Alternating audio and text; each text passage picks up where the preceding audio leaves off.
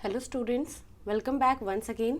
आज की इस वीडियो में हम डिस्कस कर रहे हैं मोड्स ऑफ एसेक्सुअल रिप्रोडक्शन और उसमें जो हम फर्स्ट यहाँ पे मोड डिस्कस करेंगे दैट इज़ फिजन। ठीक है, तो सबसे पहले देखते हैं फिजन किन किन ऑर्गेनिजम्स के अंदर होता है। तो fission is commonly reported in Monera and protista. Monera के अंदर आपको पता है बैक्टीरिया आते हैं, तो मोनेरा एंड प्रोटिस्टा के जो मेंबर्स हैं वो मोस्ट कॉमनली शो करते हैं फिजन। ठीक है, अब यहाँ पे जो मोड ऑफ सेल डिवीजन है वो बहुत इम्पॉर्टेंट है। सो फिजन के केस में the mode of cell division is a mitosis. ठीक है, ए माइटोसिस होती है यहाँ पर मोड ऑफ सेल डिवीजन, और ए माइटोसिस को हम डायरेक्ट सेल डिवीजन भी बोलते हैं, डायरेक्ट सेल डिवीजन। तो आपको यहाँ पे ध्यान रखना है कि जब जो फिजन का प्रोसेस होगा मोनेरा के अंदर या प्रोकैरियोट्स के अंदर, तो वहाँ पर माइटोसिस या मियोसिस नहीं होगी। वहाँ पर जो डिवीजन होगा वो डायरेक्ट सेल डिवीजन होगा, जिसको हम ए माइटोसिस बोलते हैं। ठीक है, नेक्स्ट हम लोग यहाँ पे देखेंगे कि फिजन के टाइप्स क्या क्या होते हैं। तो नेक्स्ट हेडिंग हम यहाँ पे देख रहे हैं types of fission. Types of fission. ठीक है, तो फिजन बेसिकली दो तरीके का है। First one is binary fission and second is multiple fission. Binary fission जो है, बाइनरी फिजन में फर्दर दो टाइप्स आ जाते हैं। आप यहाँ पे देख सकते हो बाइनरी का मतलब क्या होता है। Binary means two. ठीक है, तो यहाँ पर जो ऑफस्प्रिंग्स बनेंगे, यहाँ पर जो डॉटर सेल्स बनेंगे आफ्टर रिप्रोडक्शन, वो कितने होंगे? दो। और मल्टीपल फिजन का मतलब है मैनी। ठीक है, तो बहुत सारे जो है यहाँ पर डॉटर सेल्स बनेंगे मल्टीपल फिजन में। अब बाइनरी फिजन दो तरह का है। First one is regular binary fission, regular binary fission. ठीक है, and second is irregular binary fission. दो तरह का बाइनरी फिजन हो गया यहाँ पे, एक है रेगुलर बाइनरी फिजन और दूसरा है इर्रेगुलर बाइनरी फिजन। तो जो रेगुलर बाइनरी फिजन होता है उसको हम रेगुलर क्यों बोल रहे हैं? बिकॉज यहाँ पर फिक्स्ड प्लेन होगा सेल डिवीजन का, fixed plane of cell division. ठीक है, fixed plane of cell division का मतलब है वो प्लेन जो है जो ऑर्गेनिज्म को डिवाइड कर रहा है वो आपका लॉन्गिट्यूडनल भी हो सकता है, ट्रांसवर्स भी हो सकता है, ऑब्लिक भी हो सकता है। मतलब एक फिक्स प्लेन यहाँ पर जो है वो यूज होगा। इर्रेगुलर बाइनरी फिजन में no fixed plane of cell division, no fixed plane of cell division. तो इर्रेगुलर हम उसको इसीलिए बोल रहे हैं क्योंकि यहाँ पे कोई फिक्स्ड प्लेन सेल डिवीजन का नहीं है। ठीक है, अब हम यहाँ पर देखेंगे कि रेगुलर बाइनरी फिजन में कौन कौन से टाइप्स आते हैं फर्दर। तो फर्स्ट यहाँ पे जो टाइप आता है that is longitudinal binary fission. Regular के अंदर फर्स्ट है ये longitudinal binary fission. So longitudinal binary fission जो है इसके अंदर क्या होता है, जो प्लेन ऑफ सेल डिवीजन होगा, plane of division is longitudinal. तो यहाँ पर जो प्लेन है वो कैसा है? लॉन्गिट्यूडनल। ठीक है, इसमें जो एग्जाम्पल आएगा वो है यूग्लिना। यूग्लिना आपको पता है प्रोटिस्टा का मेंबर है ये। ठीक है, तो यूग्लिना के अंदर जो बाइनरी फिजन होगा उसका प्लेन ऑफ सेल डिवीजन होता है लॉन्गिट्यूडनल। आप देख सकते हैं इस तरह से, फॉर एग्जांपल ये ऑर्गेनिज्म है यूग्लिना, तो इसमें जो प्लेन ऑफ सेल डिवीजन होगा वो इसको लॉन्गिट्यूडनली इस तरह से कट करेगा। ठीक है, नेक्स्ट हम यहाँ पे देखेंगे second type that is transverse binary fission. Transverse binary fission आता है सेकेंड में। ठीक है, ट्रांसवर्स बाइनरी फिजन का मतलब क्या है कि यहाँ पर जो प्लेन होगा डिवीजन का वो कैसा होगा? हॉरिजॉन्टल। Plane is horizontal.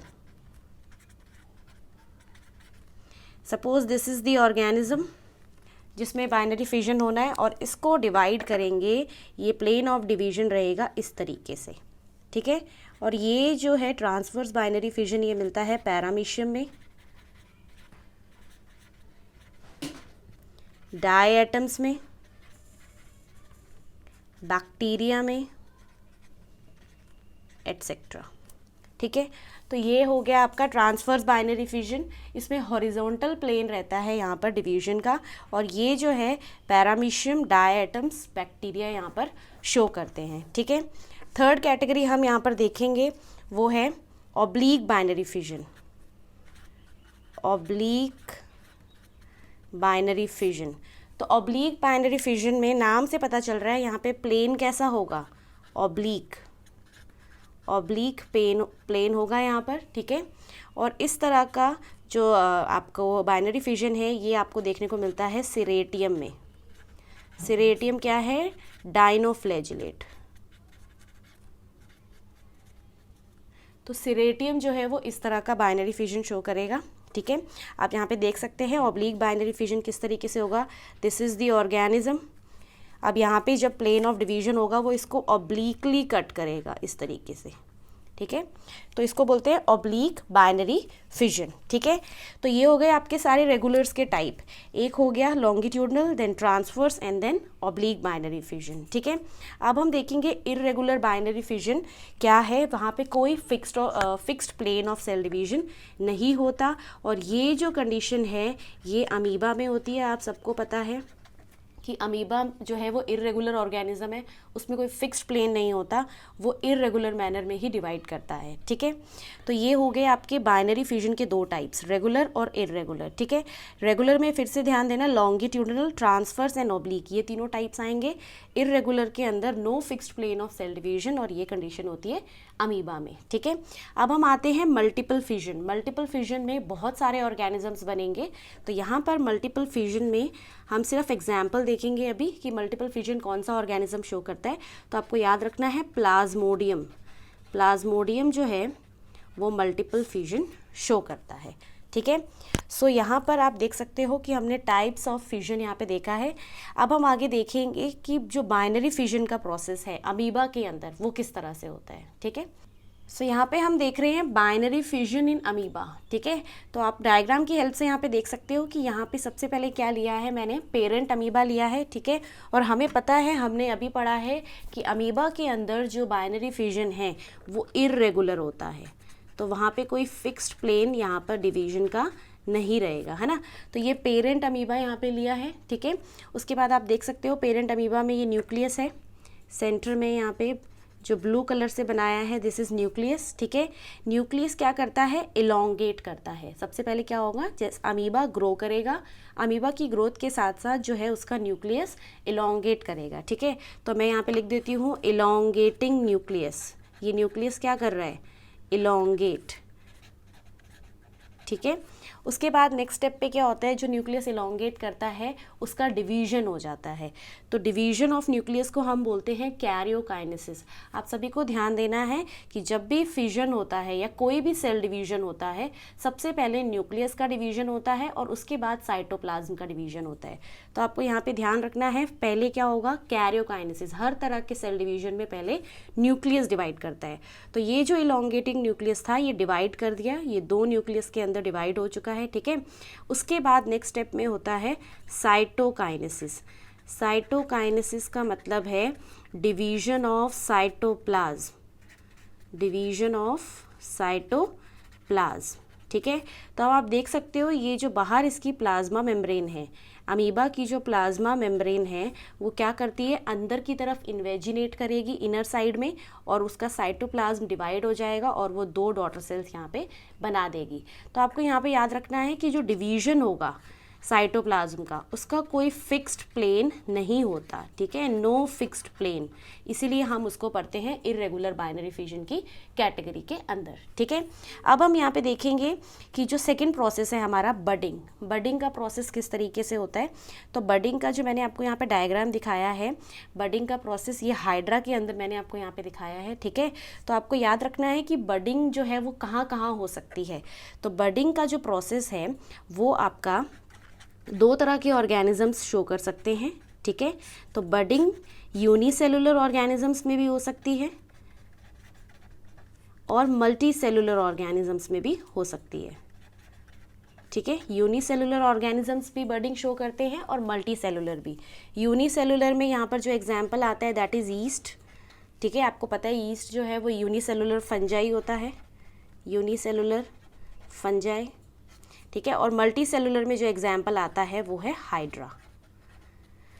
तो एक चीज़ का आपको यहाँ पे ध्यान देना है कि जो बडिंग है वो यूनिसेलुलर ऑर्गेनिजम्स भी शो करते हैं, मल्टी सेलुलर भी शो करते हैं, ठीक है।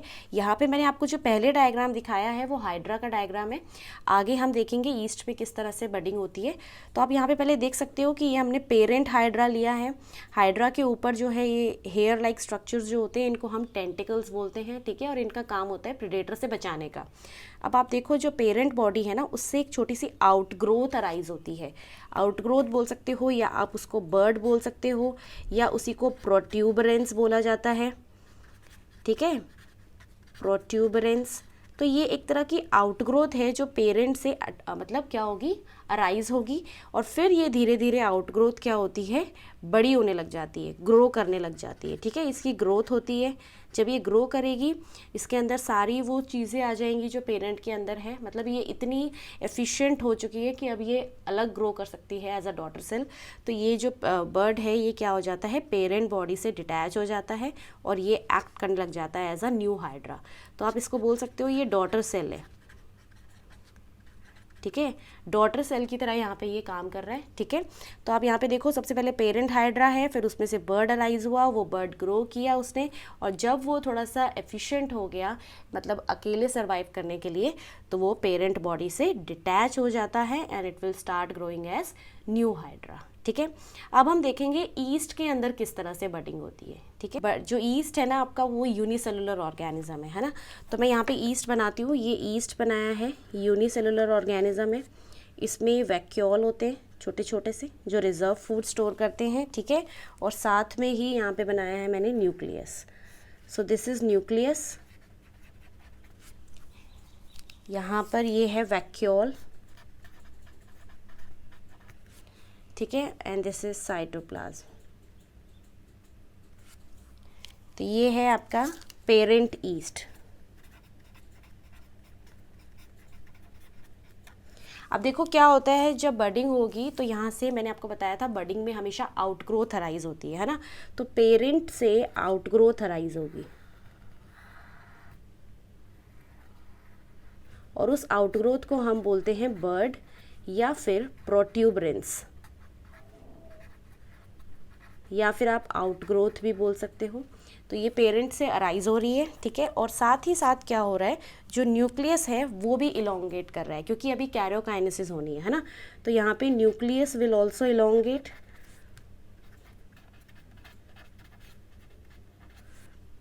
तो न्यूक्लियस इलोंगेट करेगा इस तरह से, ठीक है। साइटोप्लाज्म है यहाँ पर, वैक्यूल, इस तरह से। तो यहाँ पर आप देख सकते हो this is elongating nucleus.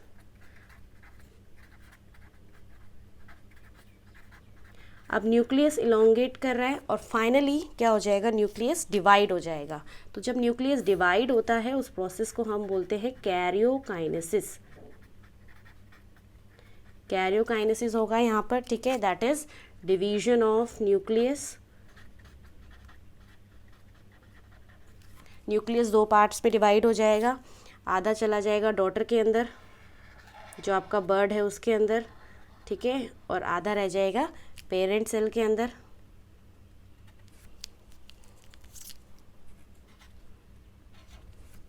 Clear. और यहाँ पे ये है वैक्यूल।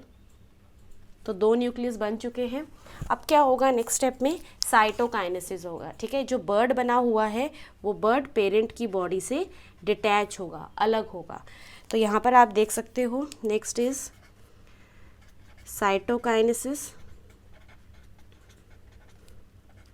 डिवीजन ऑफ साइटोप्लाज्म,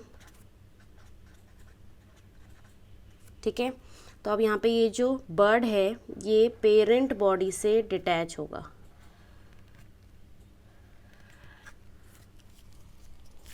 इस तरह से डिटैचमेंट होगा, यहाँ से अलग हो जाएगा।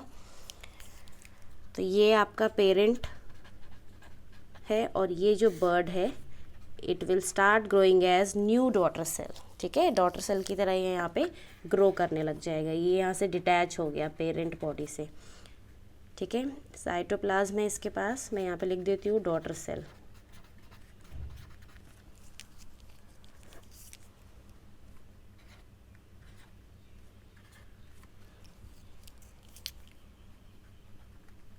इस तरह से।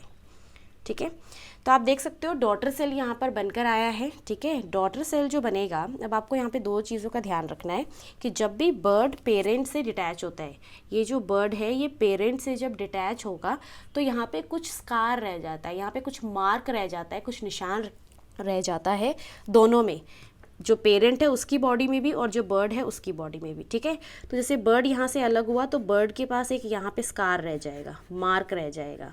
उस मार्क को हम बोलते हैं बर्थ स्कार।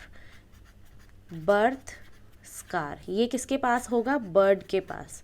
साथ ही जब पेरेंट से वो अलग होगा तो पेरेंट के पास भी एक मार्क रह जाएगा जहाँ से बर्ड डिटैच होगा वहाँ पर, और उस स्कार को हम बोलते हैं बर्ड स्कार। तो आप इसको इस तरह से याद रख सकते हो कि बर्डिंग कहाँ हुई थी, ये जो बर्ड है ये कहाँ राइज हुआ था?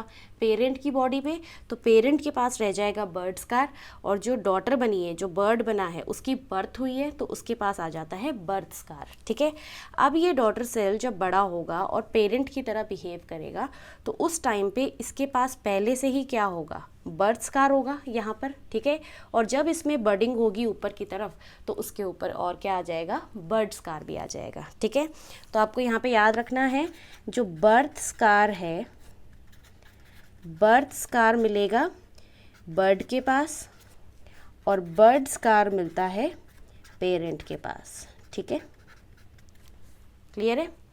अब हम देखेंगे कि what is the difference between binary fission and budding. Binary fission और बर्डिंग के बीच में क्या क्या डिफरेंसेस होते हैं, तो यहाँ पे हम देखेंगे differences between binary fission and second is budding. Budding and binary fission में हम डिफरेंसेस देखेंगे, ये बहुत इंपॉर्टेंट है, नीट में इसको पूछा जाता है। ठीक है, तो सबसे पहला डिफरेंस ये होता है कि बाइनरी फिजन में डिवीजन ऑफ साइटोप्लाज्म क्या होगा? इक्वल।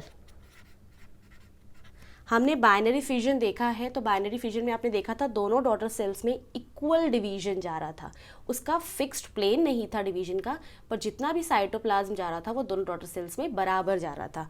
बट आप यहाँ पे देख सकते हो बर्डिंग के अंदर, डॉटर के अंदर जो साइटोप्लाज्म आया है वो बहुत ही कम है ना, और पेरेंट के पास जो साइटोप्लाज्म रह गया है वो बहुत ज़्यादा है। तो बर्डिंग के अंदर जो डिवीजन ऑफ साइटोप्लाज्म होता है वो होता है अनइक्वल, वो इक्वल नहीं होता। ठीक है, उसके बाद जो बाइनरी फिजन है उसमें किसी भी तरह का बर्ड जो है वो नहीं प्रेजेंट होता, है ना। आपने देखा था बाइनरी फिजन के अंदर बर्ड्स वगैरह नहीं होते हैं, जबकि बर्डिंग में वो प्रेजेंट होते हैं। ठीक है, नेक्स्ट जो डिफरेंस है वो बहुत ज़्यादा इंपॉर्टेंट डिफरेंस है कि जब बाइनरी फिजन होता है तो पेरेंट अपनी आइडेंटिटी लॉस कर देता है। ठीक है, या लूज़ कर देता है आप बोल सकते हो। आपने देखा था बाइनरी फिजन के अंदर जो पेरेंट अमीबा था वो 2 डॉटर सेल्स में डिवाइड हो गया और पेरेंट अमीबा बचा ही नहीं। ठीक है, बट आप यहाँ पे देख सकते हो बर्डिंग के अंदर कि इस पेरेंट ने डॉटर सेल्स भी बना दी है और ये खुद भी बचा हुआ है, इसकी भी आइडेंटिटी क्या है? रिटेन्ड है। जबकि बाइनरी फिजन में पेरेंट की आइडेंटिटी लॉस्ट हो जाती है। तो यहाँ पे हम लिखेंगे पेरेंट आइडेंटिटी लॉस्ट हो जाएगी और यहाँ पर रिटेन्ड। ठीक है, सो ये कुछ इंपॉर्टेंट डिफरेंसेस हैं बिटवीन बाइनरी फिजन एंड बर्डिंग के बारे में। ठीक है, आपको इसको बहुत डिटेल में पढ़ना है, ये पूछा जाता है टॉपिक नीट में, इससे डायरेक्टली डिफरेंसेस के बीच में क्वेश्चंस आ जाते हैं। ठीक है, तो ये हमारे हैं मोड ऑफ एसेक्सुअल रिप्रोडक्शन में हमने बाइनरी फिजन और बर्डिंग यहाँ पे डिस्कस किया है। नेक्स्ट वीडियो में हम आगे के मोड डिस्कस करेंगे। Thank you so much for watching and please subscribe this channel.